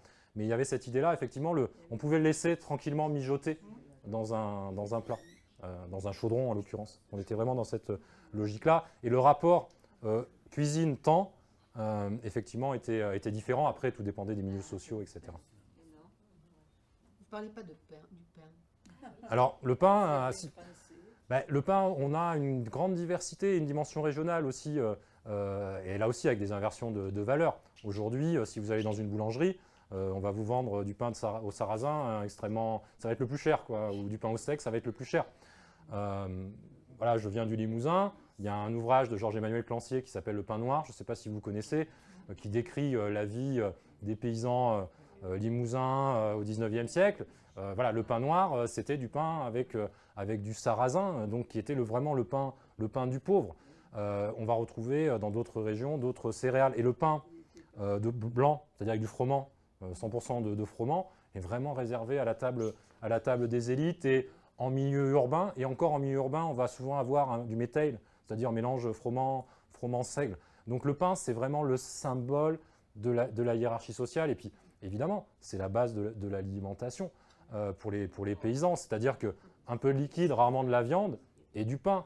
Alors après, dans certaines régions, ça peut être de la bouillie, ça peut être des galettes de maïs comme dans les Landes. Mais les céréales, c'est vraiment la base de l'alimentation, bien évidemment. Mais pour la période dont je vous parle, il y a le maïs qui bouleverse un petit peu les choses. Dans d'autres régions, ça va être la pomme de terre. Pour le Périgord, par exemple, la pomme de terre se diffuse. Et ça aide quand même. Mais on est dans une alimentation extrêmement monotone. Et ça veut dire que tout ce qui est exhausteur de goût, quelque chose qui relève le goût dans l'alimentation paysanne est essentiel. D'où la graisse, le lard, un peu de lard dans la soupe, ça évite la cuisine trop fade. Et on décrit souvent les paysans landais aussi frottant du pain avec un morceau de lard ou des choses comme ça, ou de l'ail, pour donner l'aillé, ou de l'oignon dans d'autres régions. Ça veut dire que l'alimentation paysanne, elle n'est pas si fade qu'on le pense.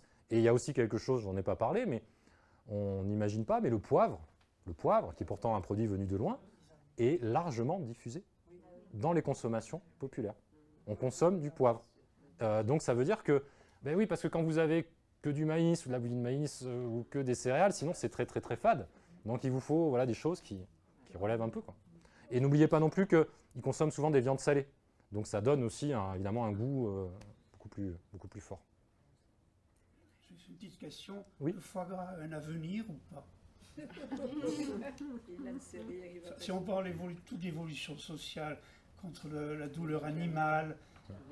Moi, je suis quelqu'un qui pense, et pour le foie gras et pour d'autres produits, que toute production, elle s'inscrit dans son temps. Les compétences techniques, et elle doit aussi s'inscrire dans les consommations du temps. J'évoquais tout à l'heure le foie gras, on faisait du foie blond, en fait, essentiellement au XVIIIe siècle.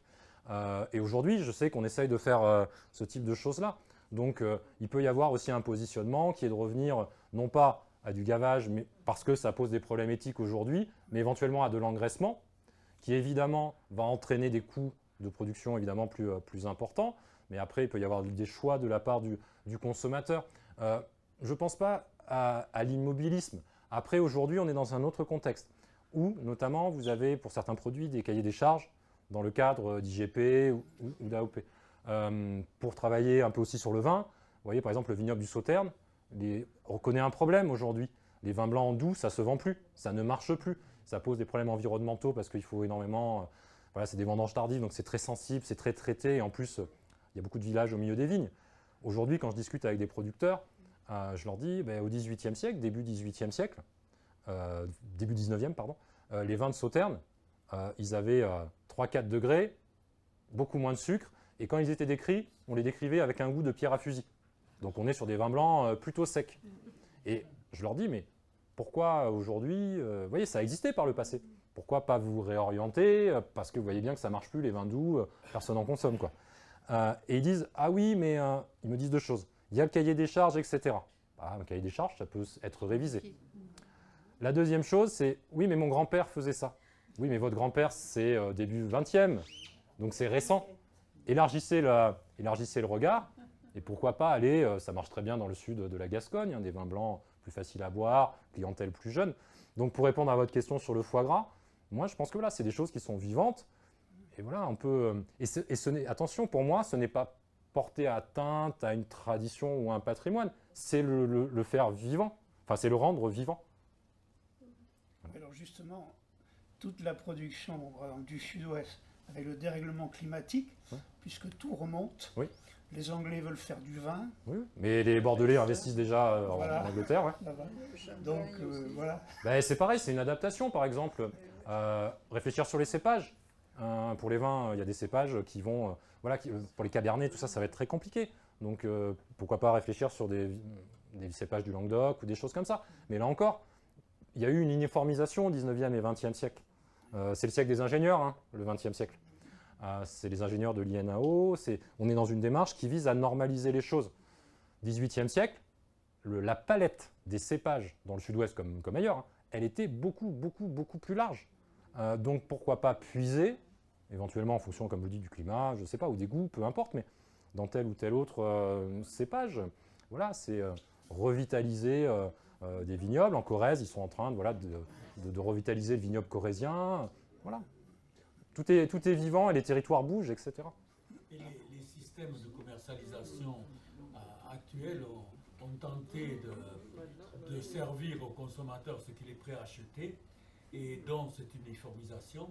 Et c'est pour ça que notamment dans les vins, pour faire des vins de Bordeaux qui sont très corrects et intéressants, on emploie l'expression des vins parkerisés. Oui. C'est-à-dire qu'on ne peut pas être franchement déçu, mais il y a une forme d'uniformité. On est dans l'idée, et ça se développe dès le 19e siècle, l'idée de standardisation.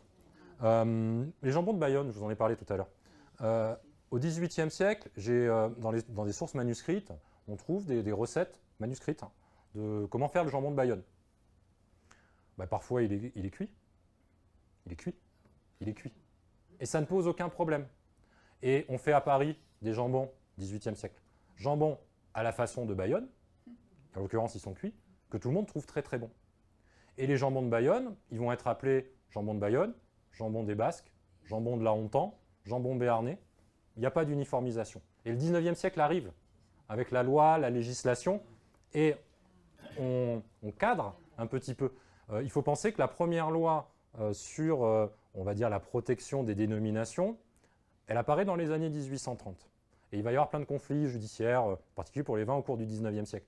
Mais la loi sur les appellations d'origine, elle ne date que de 1919, et elle vient entériner ce qui s'est passé avant. Mais à partir de 1919, on entre dans appellation d'origine, puis appellation d'origine contrôlée, INAO, contrôle, et on normalise la diversité, si j'ose dire, si vous me suivez. Et donc le jambon de Bayonne, il y a un cahier des charges, il est comme ça. Mais ouais, au XVIIIe siècle, il était fait de différentes manières. Il y avait plus de souplesse, qui laissait aussi une palette, je pense, de goût. Mais il y a une volonté, alors, qui s'explique par la notion de sécurité alimentaire aussi. On veut que les choses, ce qu'on peut tout à fait comprendre, soient un petit peu plus sécurisées, si j'ose dire. Mais évidemment, on a tous ces enjeux-là. Et aujourd'hui, je ne rentrerai pas dans les débats, mais voilà, tout ce qui est autour du lait cru, pasteurisé, les fromages, les crus, etc. On voit bien, mais chaque période, chaque époque a ses questionnements, a ses attentes par rapport à son temps, évidemment. De rien. Merci. Merci. Au revoir à tous.